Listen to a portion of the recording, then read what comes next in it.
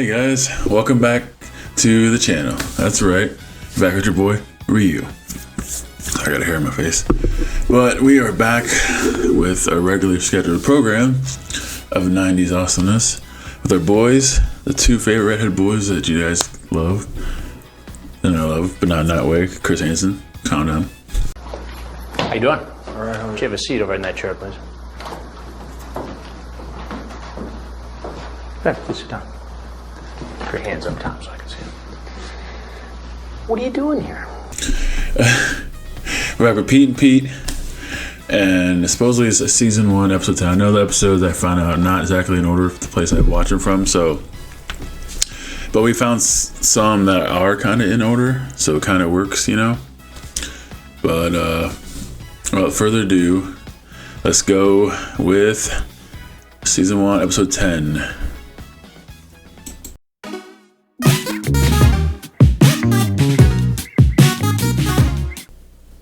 Tool and die. This is the Craftsbuilt 2000, also known as the Gash Master. Its 17-inch blade with 248 steel teeth can slice a telephone pole in half in 9.2 seconds. All right. The way I see it, anything with 248 teeth should not be allowed in a school. If you screw up using the Craftsbuilt 2000, oh, yeah, or the Nordtron F7 grinder, or the Impreg rotary lathe, best case, you'll go home minus a thorax. You see, my philosophy is simple. In a world where there are literally 10 million ways to mutilate yourself on a normal day, why go messing around with tools? Those are cool. It was a philosophy that I based my entire life and school schedule around. That is, until one fateful day last spring when the school schedule gods were in the mood to bust my clams. Because when my new schedule arrived, I saw the one word that I prayed I'd never see. Shop. Slurm.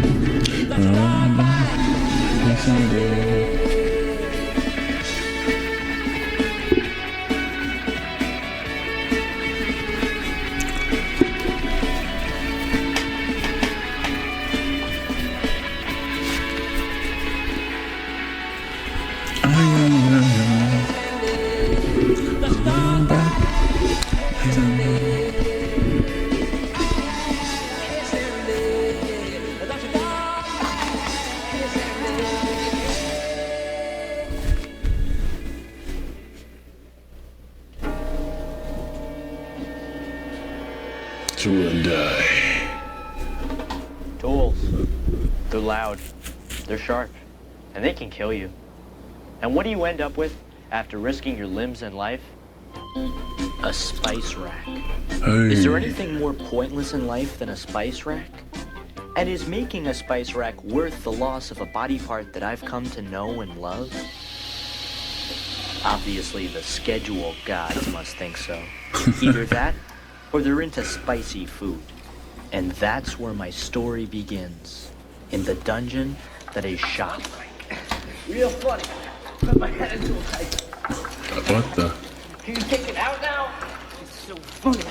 Why aren't you laughing, corn boy? This is bully. Please don't put his head in the vise. What are you, his dad? As a matter of fact, I am his dad. Luckily, like a lot of socket heads, Endless Mike Hellstrom was very easy to They do always remind me of Joey DeRosa. He was one of from those looks. high school lifers who always seemed to be in shop. Comedian. You know the type. Guys with names like Harley and Fleck. Well, here's something you might not have known. Socket heads rule their turf. You need a tool. You come to me. You need a nut, nail, screw, bolt, nut.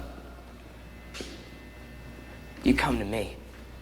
I need to look You down need and said nut.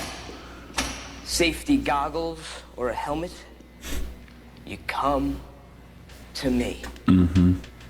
And maybe, if you pay attention and you follow the rules of the class, Mr. Slurm, he might let you work on a special project. Questions? What's a special project? If you deserve to know, you'll know. What's that supposed to mean? Who cares? I don't want to have anything to do with Slurm's special project.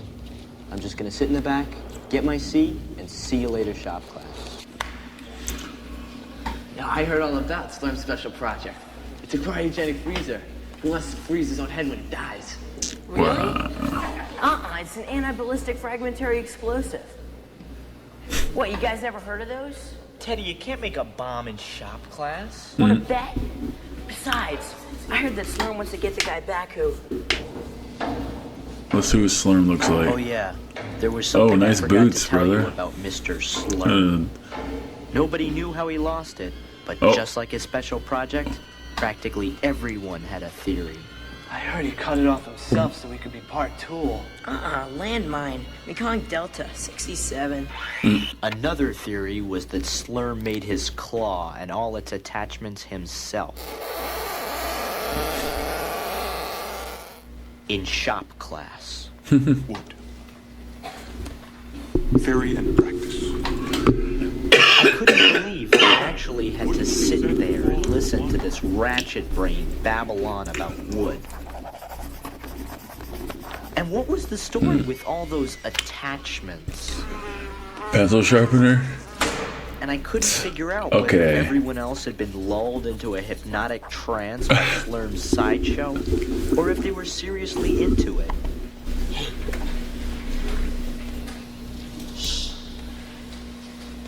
Perhaps you could tell us the most sullen wood we've discussed so far, Mr.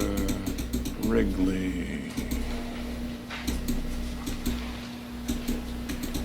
Naugahyde?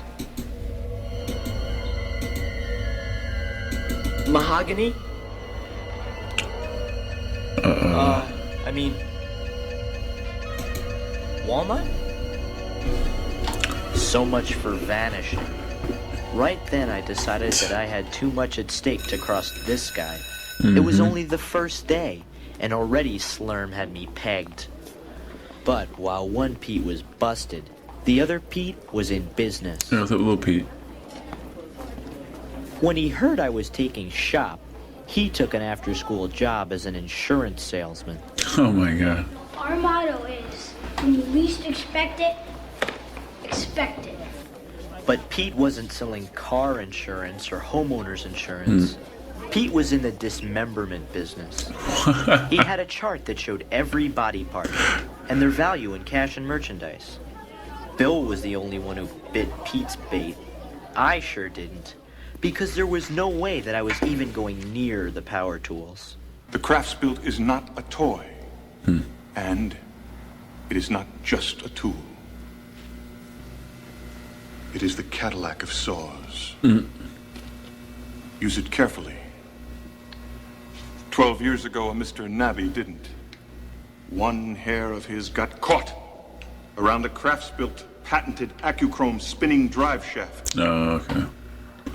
The rest of his scalp quickly followed. Who would like to cut something with the TS4? Or as you'll soon be calling it, Slasher. Ah, yes. How about... I will, Mr. Slurm. Oh, we got closer. Ellen saved my thorax for a moment. But what I didn't know was that Ellen wasn't really saving me. She was leaving me. Because within a week, Ellen had turned into a slurmoid. No. Did you know that a blowtorch burns with the same intensity as the Earth's core? What? If you stare into the flame long enough, you can see its soul. Wanna look, Pete? I knew that Ellen had a history of going a little, well, over. Well, she is the nerdy friend, or the brainiac of the group, or the teacher's pet, I should say.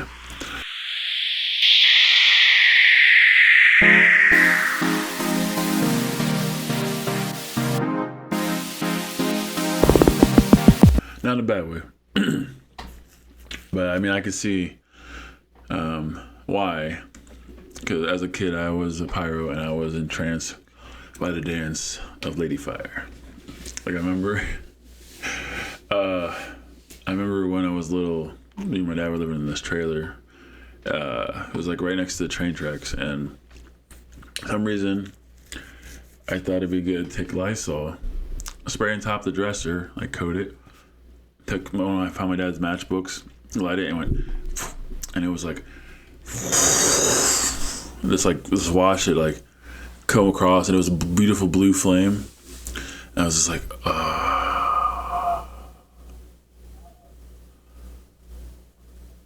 and then my brain was like, smack me. It was like, idiot, you're gonna burn the house down. So I grabbed baby powder and was like, put it out. But yeah. So I don't have that problem now, but every once in a while I go to campfire, the lady dances like, come back. Like, what is it, like Courage? Return the slab. What? Return the slab, or suffer my curse. What's your offer? This night you will be visited by 3 plagues, each worse than the last. Return the slab. Ha! Nice try, Professor. Overboard at times, but this was ridiculous. I don't think of it as melting the metal. I think of it as setting it free. It didn't take long for me to realize that I was the only kid in that class who just wanted to get a C and get out of shop forever. Wow. It's Danish modern.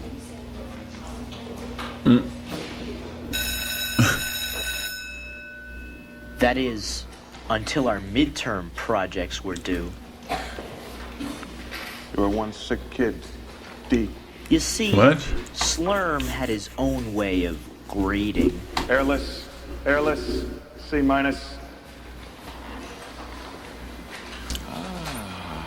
The Caligari technique. Wow. Very good, young lady. B+. Only a B+ for that thing. It should be like an A. He liked it, Pete. Maybe you'll get to work on a special project. I can't believe you want to work on that thing. Why not? It would be an honor. An honor? Are you kidding? Slurm is a...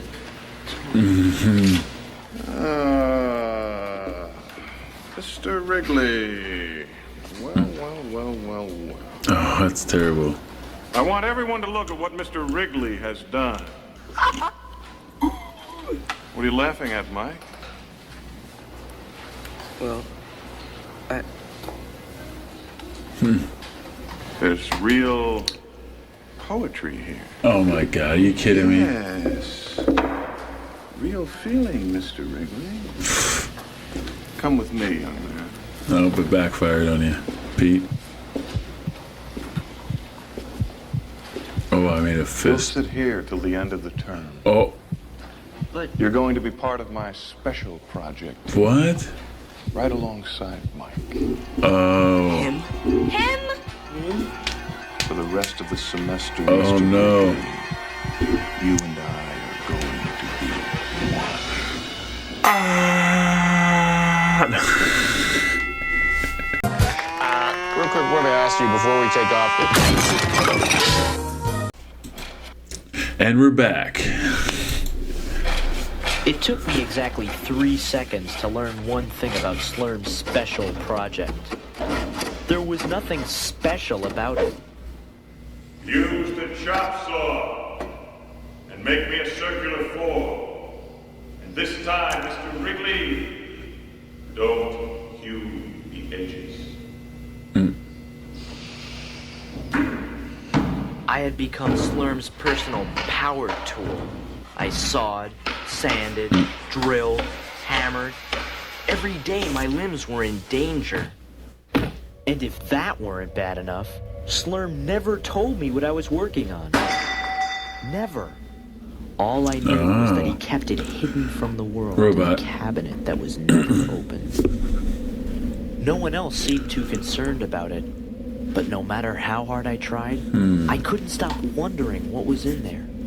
It was like some black hole that kept trying to suck me into its whirling vortex. What was Slurm hiding?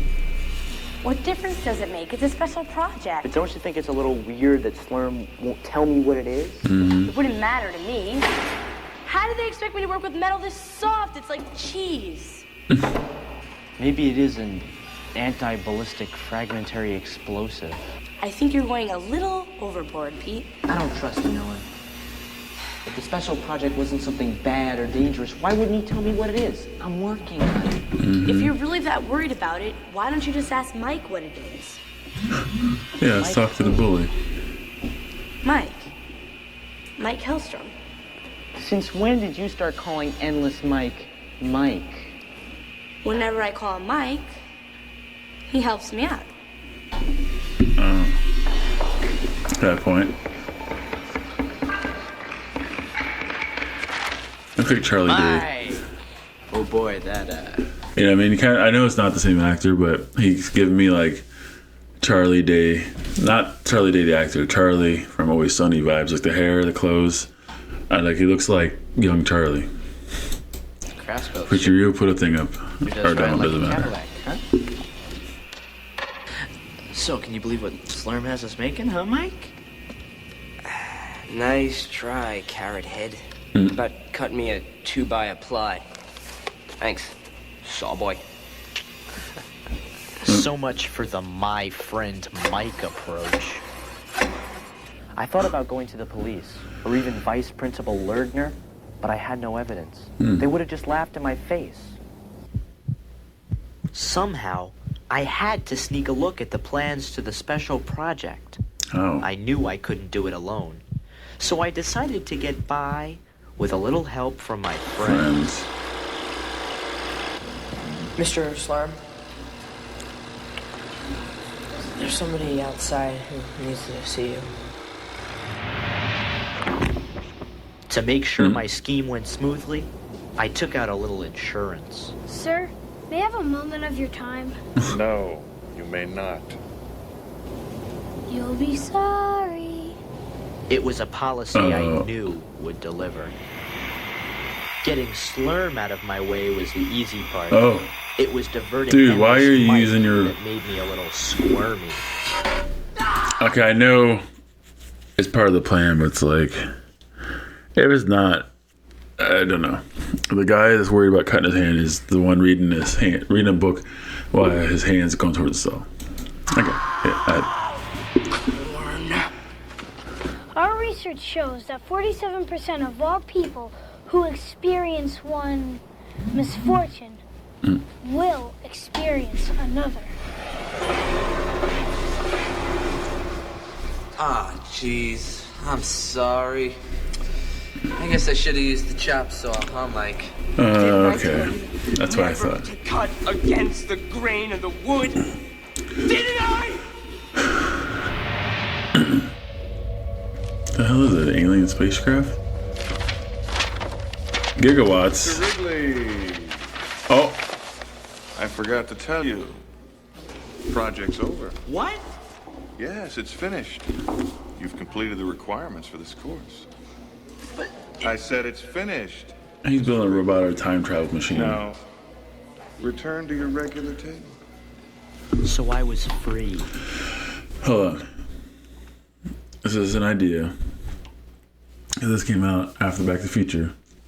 And whole gigawatts, my brain's sparking. I thought it was a robot. But I think he is building time machines so he can go back in time to stop him from losing his hand. Or stop him go back, lose his hand, and get revenge on the little brat that made him lose his hand. We'll see. Free from being Slurm's slave. Heavy. I should have been the happiest I've ever been, but for some strange reason, I wasn't. Could Slurm have known that I was onto him? And now, was he trying to keep me from getting too close to his secret?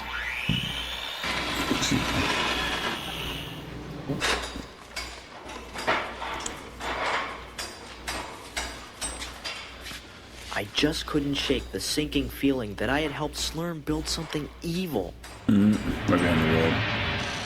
Who knows what that twisted psychoid had me working on?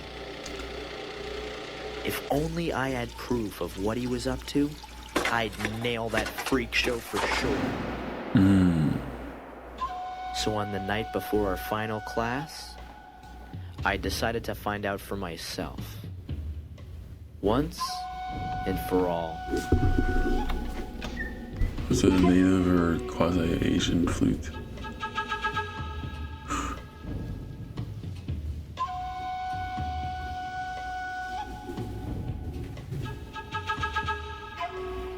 Yeah, it's more Asian-y, flutey, not native-y flute.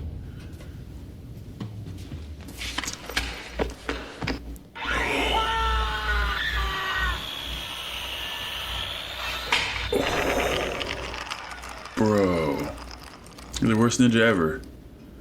You don't go and scream. I mean, granted, if you fell. Oh, of course, he lives there. Who's there? Who's there? See, they got. I was gonna say he already has that jumpsuit somewhat. With the vibes I'm getting, he's like with the horror vibe they're doing. It's like either he's throwback to like Michael Myers mixed with Freddy Krueger because the hand with that light coming through, look like Freddy Krueger coming into like the warehouse to kill Nancy. You know. I know somebody's out there. He said so creepily. I know somebody's out there. Oh. Oh shit, does he have like a gun now? A spud gun? What's with the freaking pointed cowboy boots? Yeah, see, he's like a freaking, this is like a horror movie now.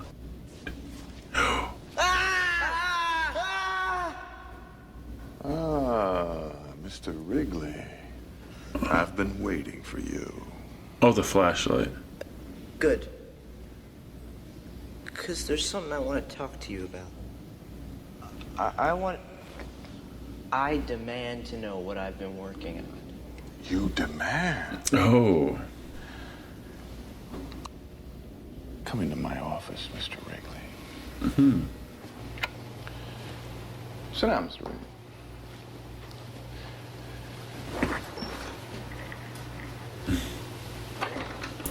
Are you comfortable? Now, what is it exactly that you're looking for? You know, the anti-ballistic fragmentary explosive. With that cryogenic chamber. Cryogenic chamber?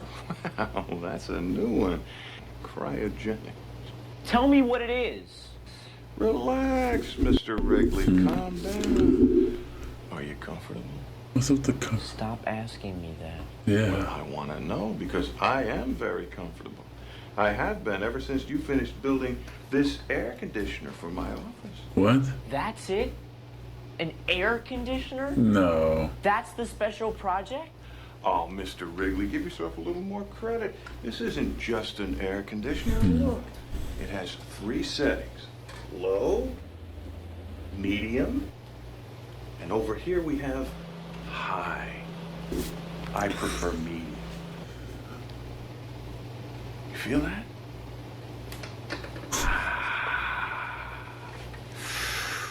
Medium. But that's not fair. Fair. You have no idea what fair is, Mr. Wrigley. What's fair is when someone thinks it's worthless to take shop, and so he makes worthless things because he has no respect for the wood, what he can do with it. What's fair is for that worthless student to get an F. Now, what's not fair is when something's taken away from you at a very young age before you have the chance to discover its power.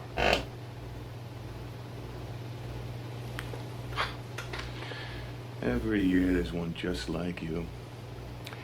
And every year we make a little deal, and in the end, everyone's happy. I get what I want, and you get your C. Now, there's one more favor we can do for each other. Don't bother coming to class tomorrow. You don't want to be here, I don't want you here. Besides, you couldn't make a chopping block if you tried. Take your C and see you later. Oh, buzzing. See you way out. Wrigley, what are you doing? Making something. Well, make sure you turn off the light after you make it. And, Mr. Wrigley, don't forget to turn off my air conditioner when you leave. Don't worry, it won't hurt you. I worked like mad all through the night. And as I worked, I couldn't help but think about, well, everything. Mr. Slurm, his hand, the special project, and the feeling of being worthless in someone's eyes. But I knew the truth. Pete Wrigley was better than that. And it was time for Slurm to learn it too. The next morning, I was ready to get the grade I deserved. Metal never looks as lovely as when it's been set free. Excellent job, Miss Hickle. A. What did she make? A metal cutting board of some kind? Wow. Mr. Wrigley. Whoa. All right. It looks like you've used the 5/8 bit here. 7/8, sir. Oh, yes, I can see that. And this was cut with the Craftsbuild 2000? Just the base. Really? On a piece that narrow? I could never get it to do that. Nice touch, Mr. Wrigley. B+. Oh, wow. Okay. So maybe I didn't exactly slay. So hold on. So I think that's funny how they painted him out to be this evil, freaky dude, right? And all he really cares about is having people in his class that wants to be in his class so he can teach them because he loves this stuff so much. So I get it. As a kid, you think like some teachers are fucking mean monsters and other teachers are awesome because they're fun and goofy. You know what I mean?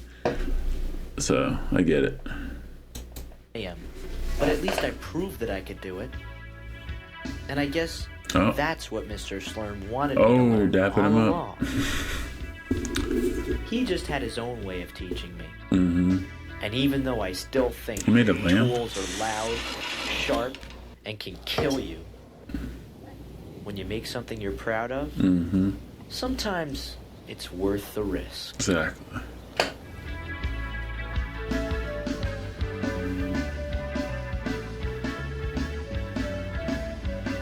That one felt short for some reason. They're all about the same length, so I don't know why this one feels shorter.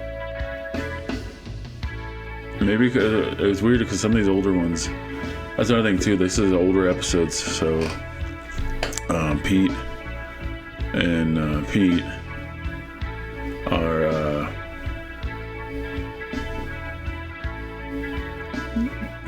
you know, they're, hold on, I'm trying to do something right now.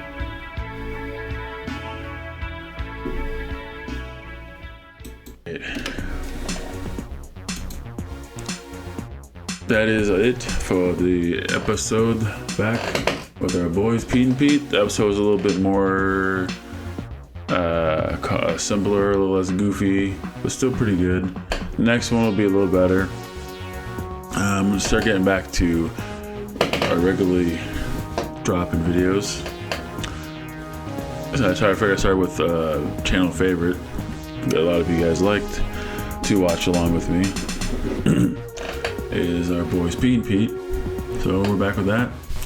When we start getting dropped around, get some ghosts, get some let's play there. The one thing, a lot of games I want to play for you guys that I've been saving up in my hiatus, my vacation. I guess, from the YouTube. Because I had to move and the job, work, and all that other stress and shit. So we're back to normal, guys. If you guys like what you saw, give me one of these. Much love, much aloha. Stay awesome, and as always, just keep living. Alright.